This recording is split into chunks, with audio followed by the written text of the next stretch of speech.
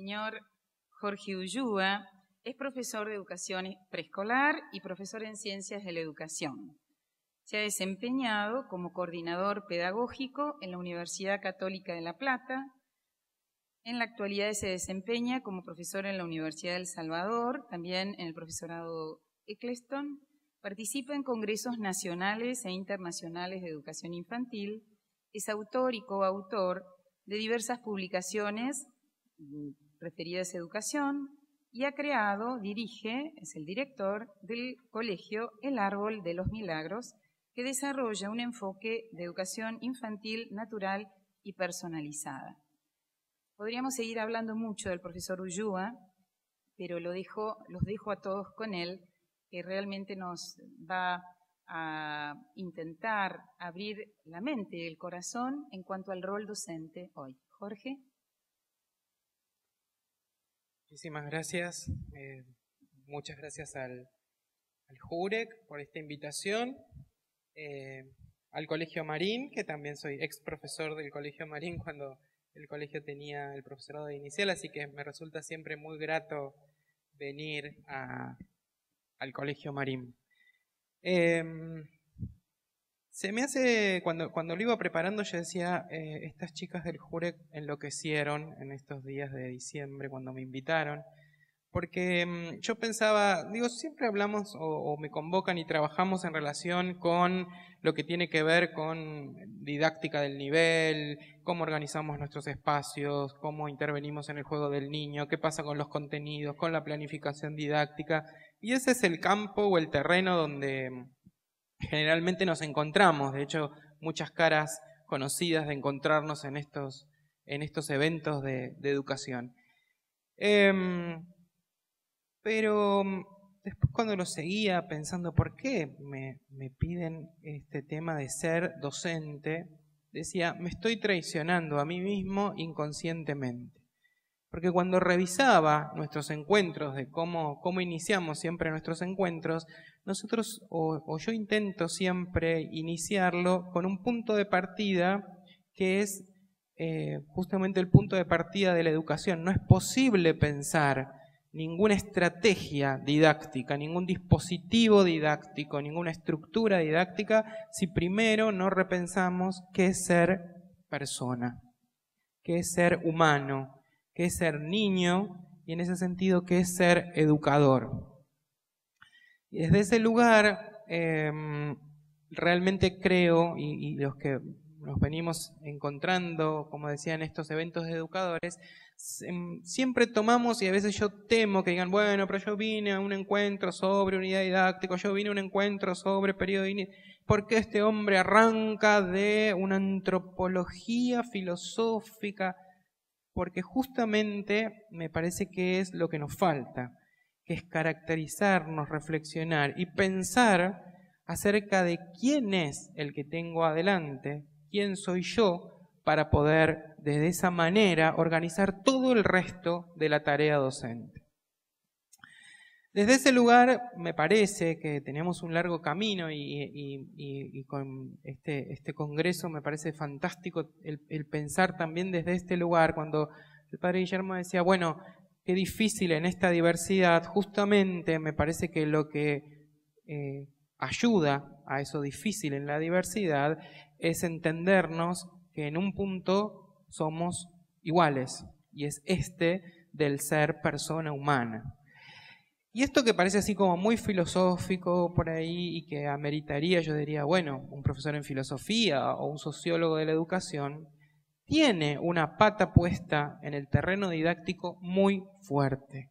Cada vez que nosotros elegimos un texto, organizamos un aula, planteamos una unidad didáctica, estamos poniendo en juego una idea de hombre, una idea de persona. Y esto muchas veces se nos escapa.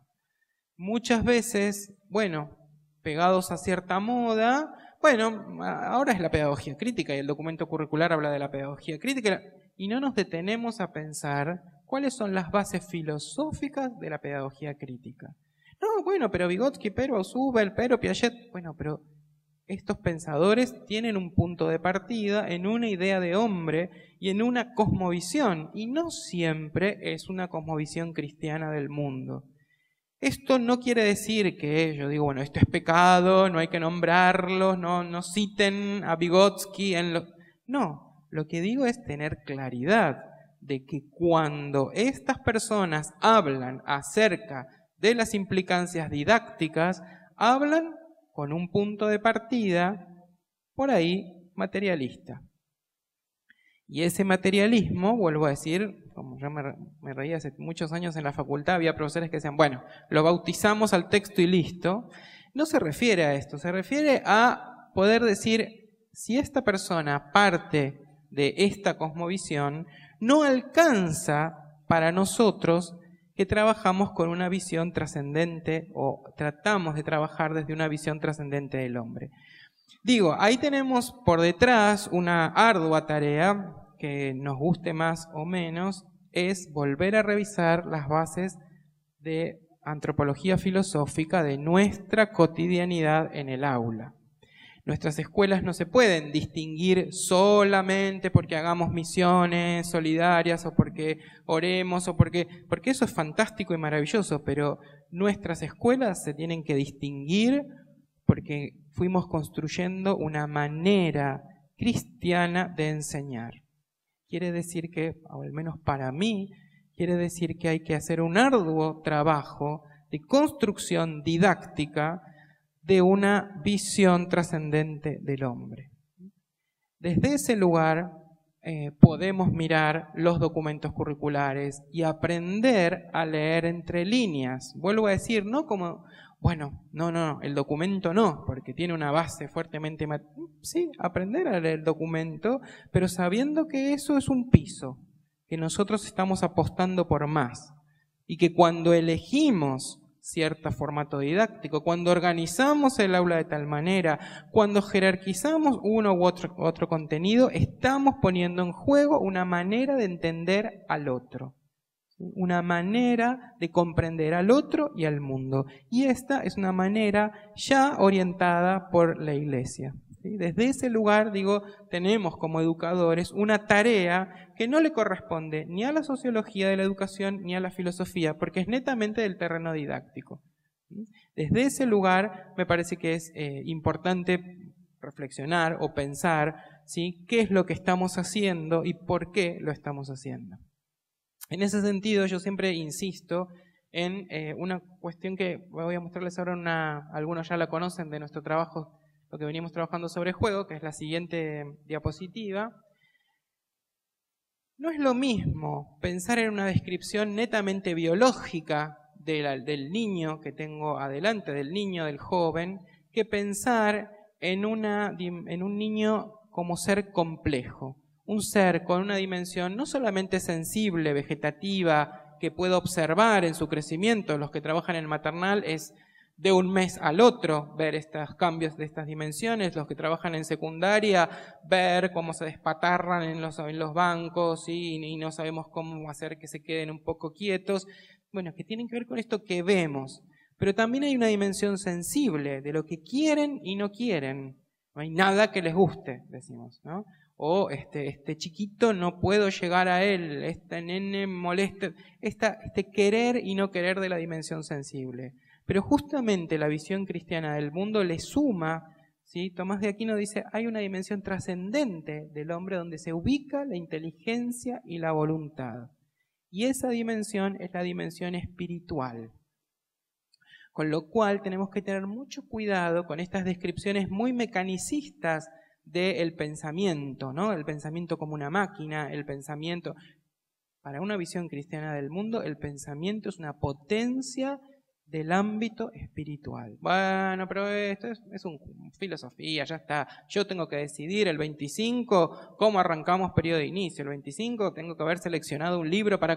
Justamente, no es lo mismo seleccionar un libro o organizar el periodo de inicio pensando que la mente es un absorbedor de información, a pensar que la mente, que la inteligencia va acompañada de la voluntad y es una potencia del alma. Son dos cosas o dos puntos de partida distintos. Cuando estoy seleccionando un libro, no es solo la actualidad de la información, sino cuán valioso es ese libro en su información en relación a que va a ser alimento de justamente una potencia del alma. ¿Me siguen en lo que estoy diciendo? ¿Sí? Porque por ahí yo estoy así como, van a decir, no desayunó esta mañana. Desde ese lugar, digo, también en las demás dimensiones hay mucho trabajo para hacer. Hemos perdido la observación de los niños y de los jóvenes, ¿sí?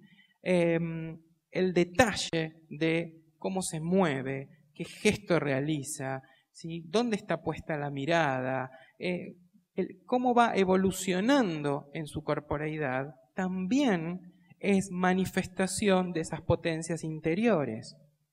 Entonces, no podemos pensar simplemente las aulas, los espacios, ¿sí? Como ámbitos donde descarguen, que tengan un lugar para correr y ahora se sienten para escuchar. Estamos desarrollando o ayudando a desarrollar a esos niños sus dimensiones más profundas. Y desde este lugar es donde tenemos que trabajar. En la siguiente diapositiva, me gusta distinguir dentro de estas dimensiones las distintas potencias. Es decir, este sujeto se va a desarrollar, ¿sí? Pero se va a desarrollar gracias a la realidad. Ese es el otro punto sobre el que tenemos que tener mucho cuidado.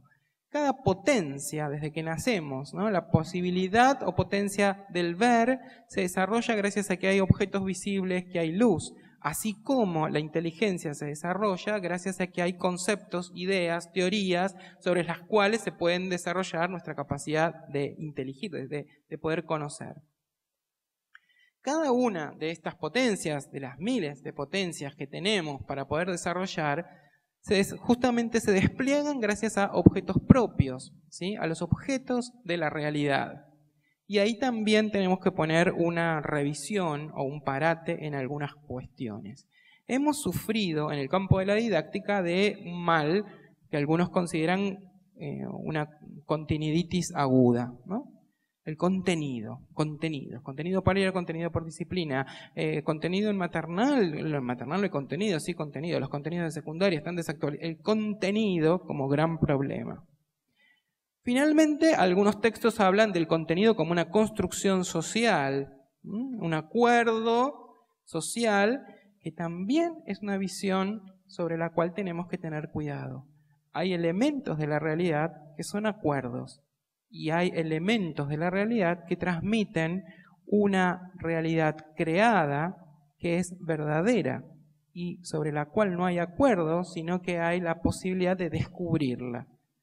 Para una visión en la que todo es acuerdo, podríamos caer en un relativismo encubierto, ¿sí? Cuando nos terminan de convencer que el contenido es un acuerdo social. Yo digo, cuidado. No todo es un acuerdo social.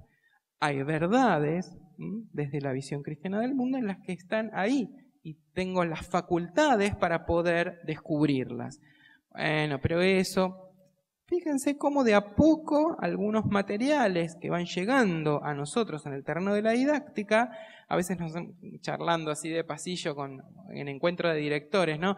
Medios enojados, decimos, bueno, no, es lengua, ahora es prácticas del lenguaje. Cuidado, cambiar ya una denominación como de lengua, prácticas del lenguaje, me está poniendo en un enfoque distinto de ver una posibilidad del hombre de comunicarse con el otro. ¿Sí? Sí, es una parte, pero también hay un nominar un mundo creado, que no es solamente un efecto comunicador, ¿sí? Sino que también es la posibilidad de ver la realidad creada por Dios. Es decir, vuelvo a decir, no estoy asustando diciendo el demonio encarnado está en el documento curricular. Lo que digo es, como educadores cristianos, tenemos que redoblar nuestra formación en antropología filosófica para poder leer, ¿sí? Con sutileza y desde una decisión de nuestra propia voluntad, elegir un camino o el otro. Entonces digo, ¿cuál es el currículum de una visión cristiana del mundo? La realidad. Porque no nos desarrollamos si no es en interacción con la realidad. Ah, bueno, entonces usted dice, quemen los documentos curriculares. De ninguna manera. Los documentos curriculares son una prescripción del Estado de aquí a ahora, son una descripción, es una parcela, una parte que el Estado dice que, pero tenemos un compromiso al interior de nuestras escuelas donde cada uno de esos elementos deben ser jerarquizados. No puede valer lo mismo un contenido que el otro. Bueno, lo de hoy está en marzo, el otro... No. La jerarquización de contenidos tiene que ver con nuestra manera de entender el mundo. Hace mucho tiempo estaba en el currículum de jardín, por ejemplo, el edificio municipal. Bueno, no puede valer lo mismo el edificio municipal que el compromiso con la tarea. Tengo que poder jerarquizar esos contenidos. ¿Cómo jerarquizo esos contenidos? Primero, tomando posición frente al mundo. ¿Cómo yo entiendo al mundo? ¿Sí? ¿Desde qué punto me paro yo para ver al mundo? Desde ese lugar hay una tarea compleja, pero también tenemos las herramientas para, ¿sí? Nosotros estamos como muy acostumbrados desde el profesorado y desde la facultad a formarnos en la inteligencia. Pero cuidado, porque la tarea didáctica implica el hacer. No sirve de nada esta actualización que uno hace y lee y estudia y hace su maestría y su tesis y su doctorado, si no hace. Ese es para otras áreas, pero para el campo de la didáctica es el hacer. Yo entro al aula y tengo que hacer. Yo coordino una escuela, yo organizo un plan de estudio. Tengo que hacer. En el campo de la didáctica está el hacer, y el hacer pertenece al ámbito de la voluntad. Es decir, cuando ponemos en acto un planeamiento, estamos desarrollando también una potencia del alma, ¿sí? Digo, no es el alma que da ya para el momento, se lo tiramos todo a los de catequesis y nosotros damos matemáticas. Es decir, también en nuestras resoluciones cotidianas de un plan de trabajo, de una organización de la clase, de una organización de la consigna, estoy poniendo en acto la voluntad. Con lo cual también se tiñe de lo espiritual ese acto didáctico, ¿sí? Y desde ese lugar poder mirar el diseño, ¿sí? El hacer, poder revisar. Hemos pasado por muchísimos años de reflexión docente. Hay que reflexionar. No niego la reflexión docente, es fantástica, es parte de, es construcción teórica. Pero hay un plano que queda perdido en las posiciones más actuales, a mi modesto entender, que es el plano del sentir. Esto que nos ha pasado muchas veces, nos dice, sí, ahora dicen que tenemos que hacer esto, y el texto dice esto, y el documento dice esto, pero a mí no me termina de cerrar, dice uno en bruto, ¿no?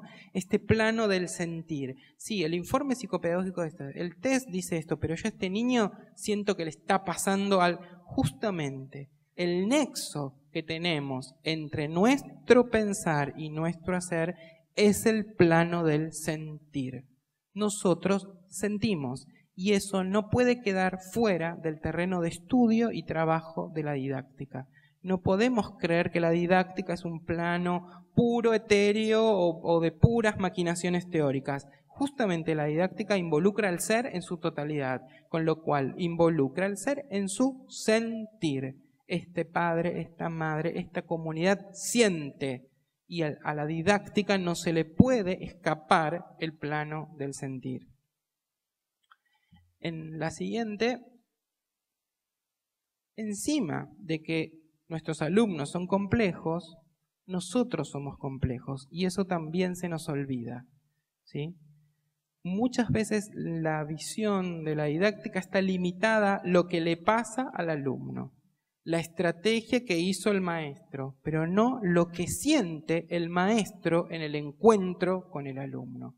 Bueno, estos chicos, será problema de la familia, es la comunidad, es el contexto social. Sí, esos son elementos, pero a mí también me pasan cosas cuando despliego mi tarea docente, con lo cual tengo y necesito que mirarme a mí mismo si es que quiero ser docente. Necesito poder conocerme. Bueno, sí, iré a terapia. Sí, alguno irá a terapia. Pero digo, necesito poder hacer introspección. necesito encomendarme para que poder conocerme a mí mismo, porque si no es imposible descubrir las dimensiones trascendentes y las dimensiones físicas del otro si yo no me conozco como ser humano y como ser trascendente.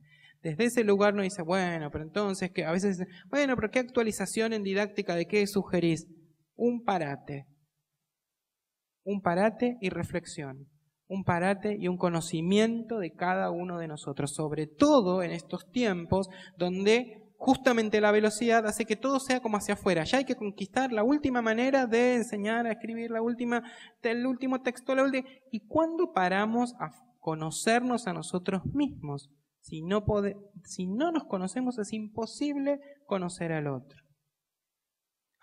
La tercer pata está en la realidad. Cuando pensamos en las actividades, muchas veces uno recorre las escuelas y dice, ¿cómo puede ser que estos niños estén aprendiendo esto en este aula? ¿Y cuál es el contacto de estos niños con la realidad? Había una vieja lámina de Tonucci, que muchas deben recordar, que era la maestra enseñando sobre el pino en una lámina y atrás estaba el pinar, el bosque, ¿sí? Muchas veces nos cuesta mirar cuál es el elemento real dentro de la clase. Con esto no digo hay que traer los elementos de la realidad, hay que sacarlos a hacer visitas. Me refiero a, ¿tenemos claridad de estos contenidos en las prácticas cotidianas del mundo? Es decir, ¿estamos formando a un niño que puede mirar al mundo? ¿O estamos formando a un niño que pueda pasar los grados y obtener un título? Es decir, bueno, fantástico. Es profesor pero no puede estar en un aula. ¿Qué pasó? No, es ingeniero pero no puede ver la belleza de las estructuras. Es decir, muchas veces la didáctica, en su afán de generar estructuras y dispositivos para la enseñanza, se fue aislando de la realidad. En una visión, para mí, cristiana del mundo, la función de la escuela es justamente, ¿sí?, no dar herramientas para salir a la realidad, sino que la escuela sea la realidad. La escuela no es un laboratorio para la realidad, la escuela es la realidad. Más de una vez nos encontramos con maestros que se enojan y se pelean porque vos me sacaste los marcadores de tal lado, fulano, no hay que prestarle nada, y después cuelgan la lámina sobre la solidaridad y el compañerismo con una carita divina. Una semana trabajamos ser compañeros y solidarios, y el niño, sobre todo los que somos de inicial, percibe más allá de la lámina, percibe un valor encarnado. Saben perfectamente que estas maestras se pelean por los objetos, ¿sí? Y eso no funciona. Se nota que estamos en periodo de inicio y nos estamos peleando por todas las cosas que están en los placares de jardín y que uno dice, esta era mi mesa, esta era la mesa del otro. Pero digo, más allá de eso, muchas veces el proyecto, la unidad, ¿no?, el proyecto sobre la ecología. Ese es otro gran desafío dentro de la revisión de los contenidos, de pensar en este vínculo, la realidad. Una escuela cristiana, a mi modesto entender, no puede pensar la matemática solo como herramienta. Es como pensar este salón tan hermoso solo por el cartelito de salida. Es decir, uno ve el conjunto y detecta una belleza y detecta elementos más trascendentes que otros. ¿Cuál es el fin de la matemática como disciplina dentro de nuestras escuelas? ¿No será el darnos la capacidad de ser justos, de ser equilibrados? ¿Sí? Las ciencias naturales. Bueno, información ya no sé cómo hacer porque los chicos apretan una tecla, sacan del Google, del rincón del vago, entonces ya tienen toda la información, son fantásticos, ¿no? Como nosotros queremos uno. Ese no es el fin de las ciencias naturales. El fin de las ciencias naturales es admirarse y descubrir la realidad como un todo coherente, como decía Fabro, ¿no? Ese hilo dorado que une toda la realidad. Uno no puede quedarse, ¿sí? Con esto de, bueno, no enseñamos a bajar información, no damos las últimas informaciones, sí, pero no perder el rumbo. Si no, como digo yo, somos una escuela más. No somos una escuela más, somos escuelas que apostaron por una manera de ver el mundo. Y desde ese lugar, entonces, no solo hay que revisar los contenidos, jerarquizarlos, revisar nuestra concepción de niño, revisar nuestra concepción de familia, hacer un camino y una recorrida real hacia el interior nuestro para realmente saber si somos docentes o trabajamos de docentes, que son dos cuestiones distintas. Si yo no hago un recuento hacia mí mismo, si yo no hago una introspección, si no trabajo sobre cuál es mi compromiso con una vocación, eso no es vocación, eso es trabajo. Fíjense que en la formación docente se cambió ética y deontología por un seminario de trabajo y rol. Es un trabajo, es un rol, algo que cumplo yo en un escenario. Fíjense cuántos términos nos suenan hoy en día. Los escenarios, cuidado. Lo que yo digo es, cuidado. ¿Son escenarios? ¿Son pantallas? ¿Son telones? ¿O hay una realidad? ¿Es un rol o es una vocación? Una vocación es un llamado. Y yo libremente elijo seguir ese llamado o no. Pero para eso tengo que conocerme, si no, no puedo elegir. Entonces, parte de nuestro trabajo en didáctica es reflexionar sobre nosotros mismos. Y es imposible reflexionar en soledad. Debo reflexionar hacia mi interior, pero pedir, ¿sí?, auxilio al colectivo institucional. Por eso en la oración me parecía tan importante, como comunidad aparece la oración, ¿no? Es decir, somos comunidad que pide, y en esa comunidad también hay reflexión didáctica. No podemos, tenemos que ya haber construido en estos tiempos, tener la tranquilidad de poder sentarnos en una mesa y decir, yo de esto no sé. ¿Cuántos de nosotros nos sentamos con maestros? ¿Cuántos directores escuchamos maestros que dicen yo no sé y pido ayuda? En general no tenemos esta construcción o este proceso realizado. Entonces, una pata está ahí. Una pata está también en la sensibilización. Yo dije que el nexo entre la inteligencia y la voluntad, entre el pensar y el hacer, es el sentir. El ámbito propio en el que se desarrolla el sentir es el arte. Esta es la otra cuestión. Años de didáctica nos han, si uno lee las definiciones de didáctica de hace 30 años, aparecía la didáctica como una disciplina entre la ciencia y el arte. Cada vez más, en los últimos textos, se habla de una disciplina científica y técnica, pero no artística. Para mí, en tanto se juega fuertemente el plano del sentir, somos maestros porque sentimos al otro y podemos así hacer que él sienta, ¿sí?, invitarlo a sentir la realidad, necesitamos de un trabajo artístico. Con esto no me refiero a, bueno, ahora todos a bailar, todos a pintar. Me refiero al arte como ese plafón o ese camino en el que uno se permite más allá del pensar y pone la voluntad para descubrir la obra artística. ¿Se entiende esto? ¿Sí? Entonces, muchas veces uno dice, bueno, no, pero la última, frenemos. ¿Sí? Cuando seleccionamos un maestro a los equipos directivos, ¿cuántos títulos tiene? Pero además de esos títulos, ¿qué otras cosas hace? ¿Qué hace? ¿Cómo siente la realidad?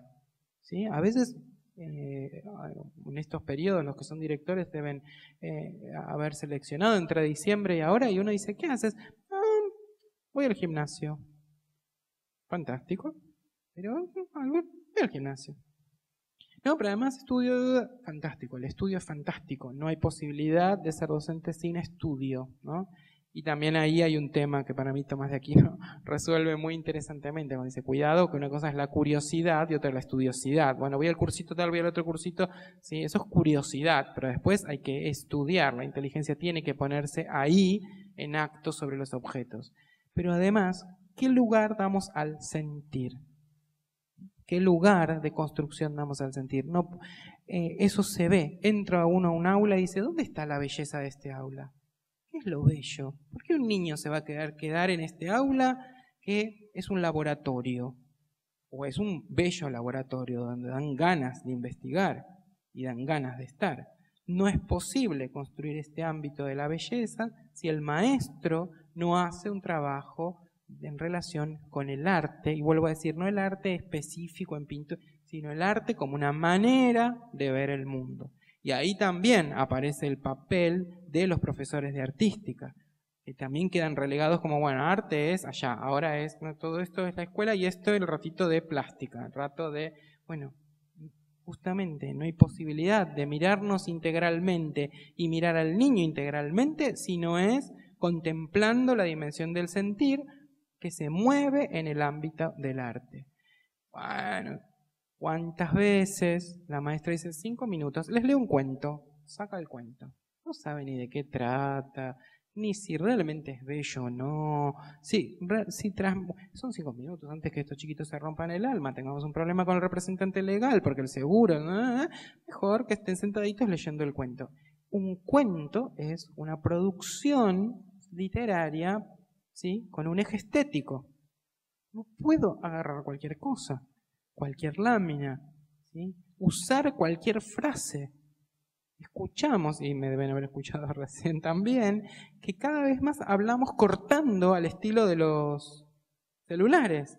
Les quise decir que, ¿me entendieron? Se escuchan clases en el profesorado, se escuchan donde no se completa la frase. Es un acto que carece de belleza. ¿Se entiende esto? ¿Cuál es el problema? El problema lo vemos y lo tienen los de secundaria. Por suerte yo llego hasta inicial. Pero el problema lo tienen los de secundaria. Nada les interesa, nada quieren. Y si por años lo que vinimos ofreciendo fueron objetos que carecen de belleza, objetos que carecen de sentido, objetos que solamente están puestos al servicio de pasar de grado, pasar de año, portarse bien porque si no, no hay parque. Es decir, no alimentos que enriquecen a cada uno, la voluntad se va, en criollo, achanchando.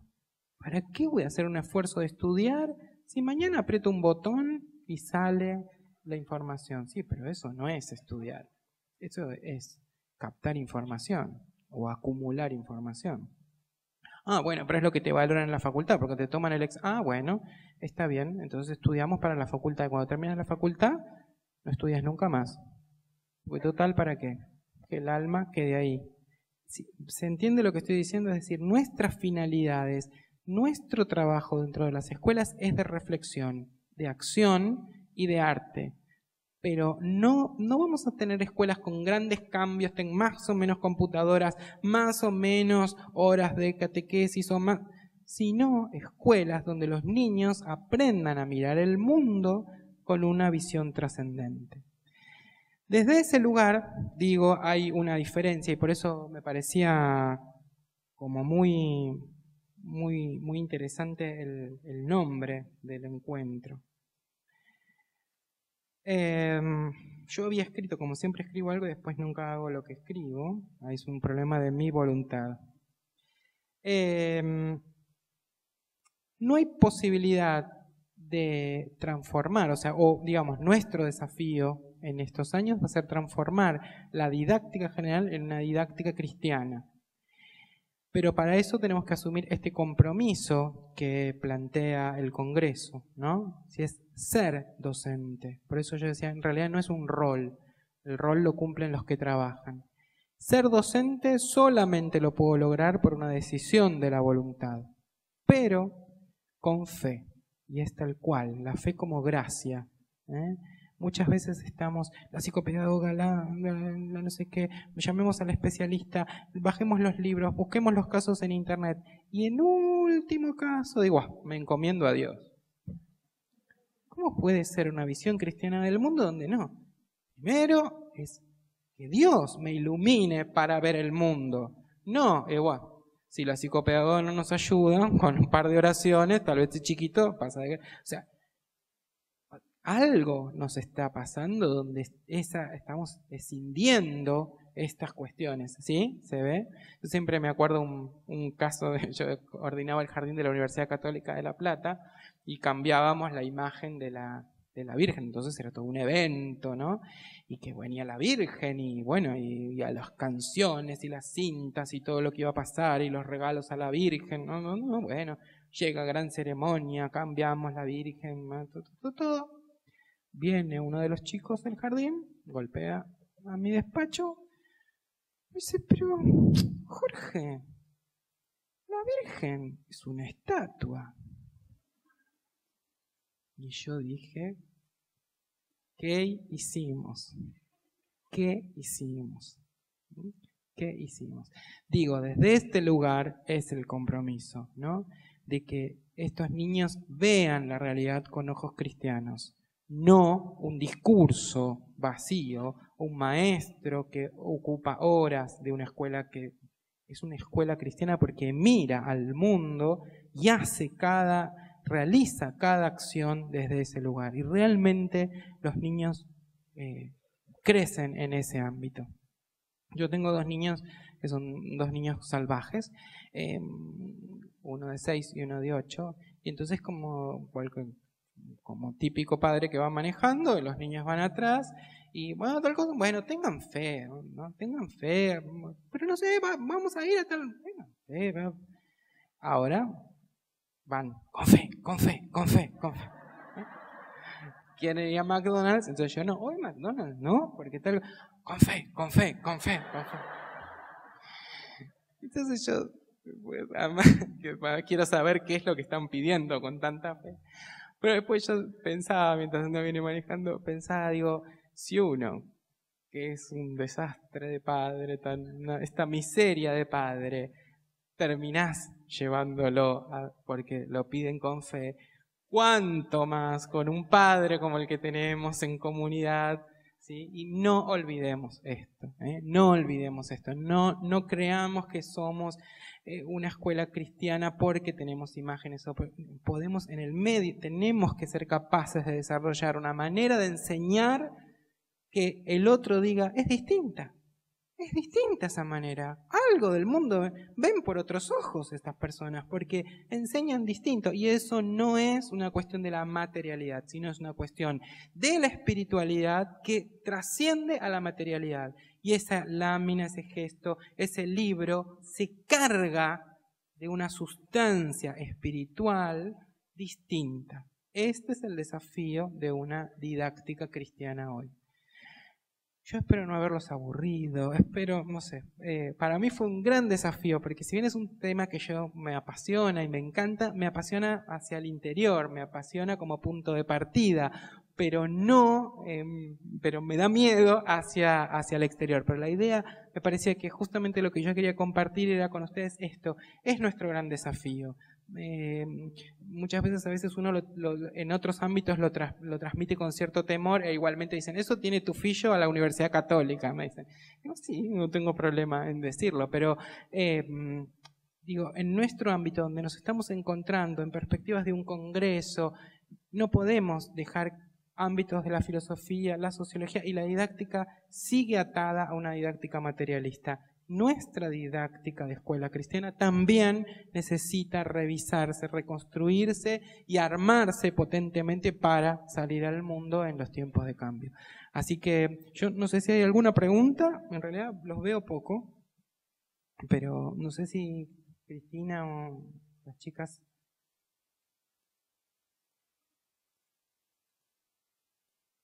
Cerramos ahí. Entonces, que tenemos un rico café. Bueno, muchísimas gracias.